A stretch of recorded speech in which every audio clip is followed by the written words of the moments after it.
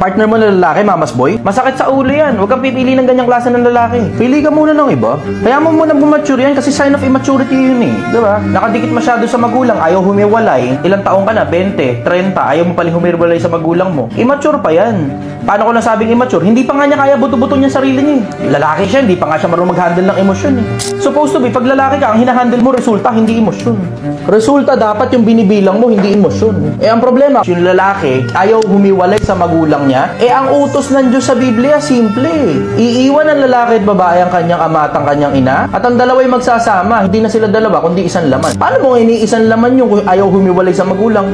Hindi naman kasi ang ibig sabihin yan, eh nakatira sa magulang o nakatira sa ibang lugar. Hindi ganun. Pero ang ibig ko sabihin yun, dinidiktahan pa rin ng magulang niya kahit matanda na siya. Tapos hindi makakalas at hindi kayang gumawa ng sariling desisyon para sa sarili niya, lalaki ka pa naman. Kadiring lalaki yung ganun.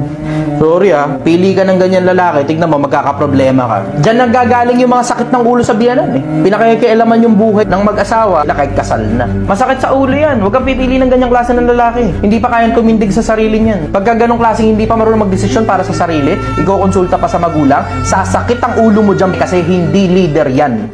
Hanggang sa dulo, mananatili pa rin akong sumasagot ng mga tanong. Mananatili akong hindi interesado sa politika. Mananatili akong hindi interesado sa pera. Mananatili akong hindi interesado sa kasikatan, sa kayamanan, sa kapangyarihan, sa katanyagan. Mananatili pa rin akong sumasagot sa mga tanong ninyo sa pag-ibig at sa pagmamahal.